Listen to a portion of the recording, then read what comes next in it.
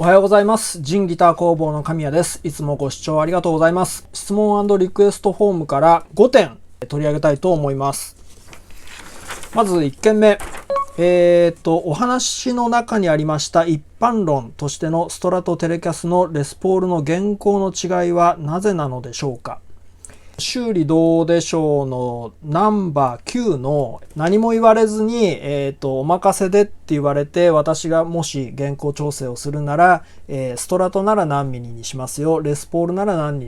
ミリにしますよっていうお話をしたんですけれど、ストラトだと 1.4 ミリから 1.7 ぐらいでしたっけ。レスポールだと 1.2 ミリから 1.4 ミリとか、そのぐらいにしますっていうふうにお答えしたんですね。なぜじゃあストラトとレスポールで違うかって言いますと、指板の R の違いです。レスポールだと12インチ R、ストラトだと 7.25 インチ R。ストラトの R っていうのはかなりきついんですね。レスポールの R の方がかなり平坦に近いんですね。なのでストラトの方が原稿を高くせざるを得ないと言いますか、原稿を調整する際に私が一つの基準としているのが、一弦のハイポジションでチョーキングをしてみます。その際に音が途切れるか途切れないかぐらいを基準として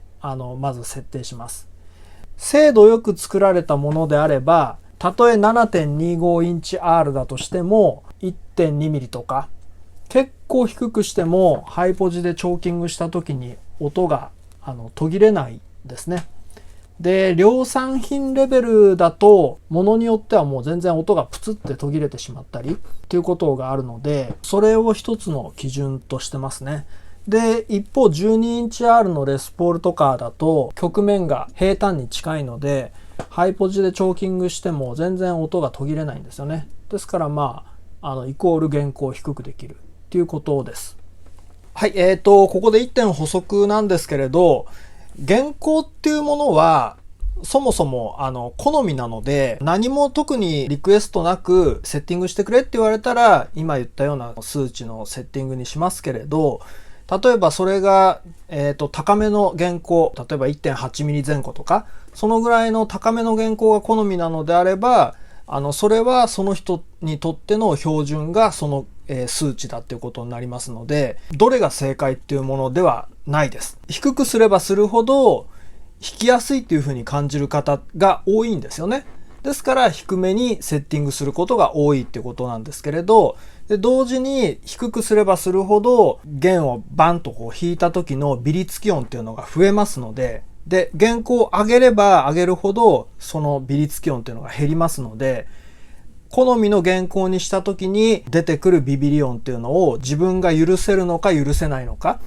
その部分で、微調整をして上げ下げしてで決定するといいと思います。自分が好みの原稿、それが自分にとっての標準の原稿だと思います。はい、では次。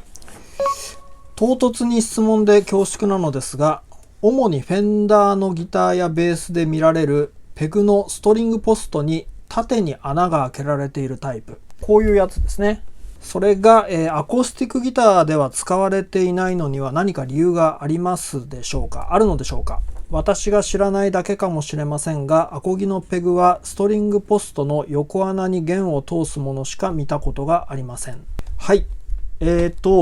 ヤマハのギターで、アコースティックギターでもこういうタイプが、搭載されてるギターも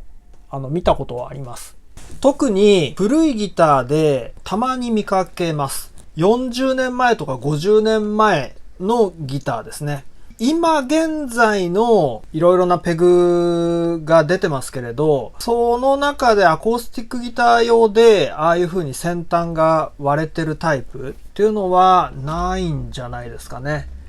多分これは私よりね、ご年配の方とか、昔は結構そういうペグアコースティックギターにもついてたんだよっていらっしゃると思いますので、ちょっとコメント欄にね、ぜひ書き込んでいただければと思います。で、アコースティックギターでなぜそういう風な先端の割れてるものがないかっていうのは、ちょっと理由はよくわからないですね。そういう風に落ち着いたんでしょうかね。で、さらに、通常このような先が割れているタイプですと、弦を縦に差し込める穴が中央に開いてることがほとんどなんですけれど、単にこういうふうに割れ目があるだけで、ここの中央の穴が開いてないものも見かけます。で、一方、穴が開いているタイプはこういうタイプですよね。そうですね。この違いによって、じゃあ何か不都合があるかっていうと、特にないんじゃないですかね。人によって弦の巻き方がね、違いますけれど、弦を一旦巻きつける際に、一回ここに引っ掛ける人とかっていますよね。私はそういうやり方しないんですけれど、どちらのペグであったとしても、差し込んだ際に、折れ目をしっかりつけて、弦を通したら、反対側から出てきた弦はちゃんと上向きにつけてあげるとか、いろいろギター見てきて、両者の違いで何か不都合があるっていうのはないと思います。はい。それではその次、ギター制作に関するディープな動画を多数制作していただきありがとうございます。いつも参考にさせていただいています。塗装に使用する染料について質問させてください。私も趣味でギター制作をしており、塗装の着色には晩着やステュマックの染料を使用しています。その染料について、染料は退色するものだとは認識していますが、特にステュマックの染料は退色が激しいと感じています。せっかくいい色で塗装できたと思っても、完成後1年もすればかなり退色が進んでしまっています。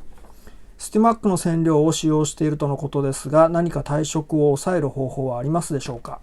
あるいは退色を見込んで調色したりしていますでしょうか。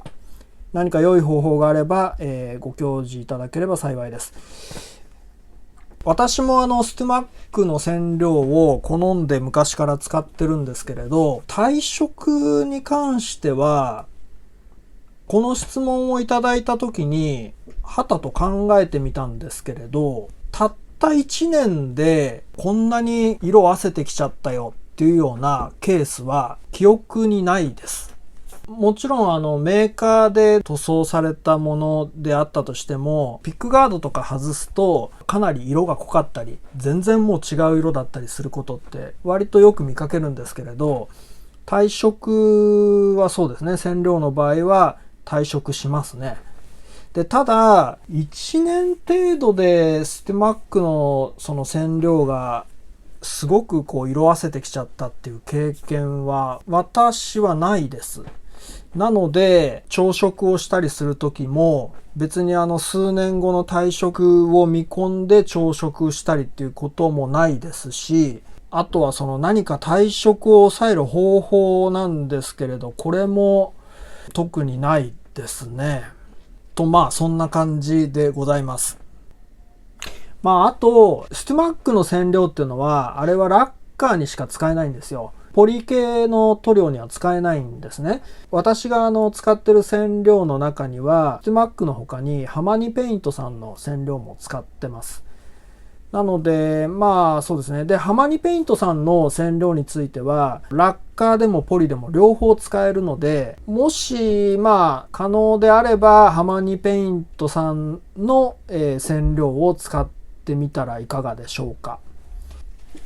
これがハマニペイントさんの染料ですね。めちゃめちゃでかいです。これが最小サイズで1リッターですね。小規模な私みたいな小さな工房であれば、1リッター1個あれば一生使えるサイズですね。塗料の話が出たので、調合といいますか、私の使い方を簡単にご説明します。ラッカーについてですね。ハマニペイントさんの、クリアラッカー。これですね。これに対して、ラッカー用のシンナー。これが1対1の割合で混ぜます。さらに 200ml、200ml で混ぜたら合計 400ml ですよね。で、400ml の1割。つまり 40ml。このノンブラッシングスーパーっていう、これは曇り止めですね。これを 40ml ぐらい混ぜます。特に湿気が多い時期とかそういう時っていうのは吹きつけた瞬間に白く曇っちゃうことがあるんですよ。そういう時にはこのノンブラッシングスーパーっていうのを通常であれば 10% 全体に対して 10% ぐらいの量なんですけれど 20% に増やすとか、するといいと思います。そのように調合したやつがこんな感じで容器に入れてあるんですけれど、ラッカーでなんかこう着色をしたい場合、サンディングシーラーっていう層があって、その次に着色層ですね。で、次に、トップコート。大まかに3層に分かれてますけれど、例えば、全体の量が 50ml ぐらい必要なんであれば、無水エタノール。これを、まあそうですね。だいたい20ml とか入れて、その無水エタノールに対して、このステマックの染料ですね。これを1、2、3、4ってもう適宜入れてあげて、で、その後にこのクリアラッカー、トップコートですね。これを 50ml までこう注いで混ぜると。そんな感じですね。通常トップコートで使う場合は、これを直に使うんですけれど、着色に使うときは、ちょっと薄めてサラサラにした状態で使うと都合がいいです。塗料のノリがいいっていうんですかね。そんな感じで私は使っています。はい。そして次いきます。いつも動画拝見させていただいています。早速質問なのですが、何本かベースを持っているのですが、ネックの1フレットから最終フレットまでの原稿の高さが違います。どのベースも最終フレットの方が高いです。もちろんネックはまっすぐの話です。この現象は普通のことなのでしょうか？それとも何か原因があるのでしょうか？自分の理想は最終フレットまで同じ原稿が理想です。はい、こういう質問をいただきました。この質問をいただいて私はまあ素直にびっくりをしたんですけれど、まずこの現象は普通のことなのでしょうかということですが、普通のことです。原稿っていうのはフレットの頂点から弦の下弦までのことですね。通常ですと1フレットの高さに対してナットの溝の高さっていうのは決まってきますので、便宜上ナットと同じ高さっていうふうに今はしておきます。弦高、例えばこの辺が12フレットだとしましょうか。徐々にブリッジに行くにつれて高くなります。例えば12フレット上の弦高が 1.2 ミリだとします。ということは、もしこの方がおっしゃってるように、すべてのポジションでの弦高を 1.2 ミリにしたいということは、ここのナットの溝の高さを 1.2 ミリにしないといけないんですね。フレットの頂点から弦の下弦までのここを 1.2 ミリにしないといけないんですよ。こういうことですよね。こことここの弦高が一緒っていうことは。で、そうするとどうなるかっていうと、まず1フレットを押さえた時にめちゃめちゃ音程がシャープしまくりますね。1フレット、もちろん2フレット、3フレットもそうですけれど、とにかくローフレット側でフレットをこう押さえた時に非常に音程がシャープしてしまいます。なので、そもそもこれは不可能ですね。ダメですよね。で、じゃあ、通常通り、ナットの溝の高さを1フレットよりごくわずかに高い状態にする。ごく普通のセッティングですよね。じゃあ、12フレットも同じ高さにしましょうっていうと、弦高 0.12 ミリとか、そういう世界になってくるので、これも不可能ですよね。で、弦っていうのは、ビーンって弾くと、最初まっすぐじゃないですか、弦は。張られてる状態っていうのは。弾くと、こういうふうに弓なりに振動するんですよ。基本的にだいたい中央付近が一番振れ幅が大きいんですよね。ですから支点に近い部分っていうのはフレットが近くても振れ幅が少ないので問題はないんですよ。というこんな感じなので、この方がおっしゃってるその自分の理想は最終フレットまで同じ弦高っていうのは物理的に不可能じゃないですかね。はい、そんな感じになります。はい、それでは最後、いつも拝見させていただいております。修復不能と思われるギターのことです。ネックが超順反りとねじれにより、原稿が5ミリ強、トラスロットは回らず、リペアに出しましたが、これ以上は無理と言われました。もう今は諦めています。処分しようかどうしようかと考えているのですが、ギター弾きの端くれとしてギターをゴミ扱いして捨てる気分にもなれず、かといって状態が悪いものをフリマに出すのは気が引けます。中古ギター屋さんに持ち込んでもおそらく修復不能なものを引き取りそうもなく、とても悩んでいます。一体どうしたらよいでしょうか。やはり分解してゴミ出しするしか手立てはないでしょうか。アドバイスをよろしくお願いいたします。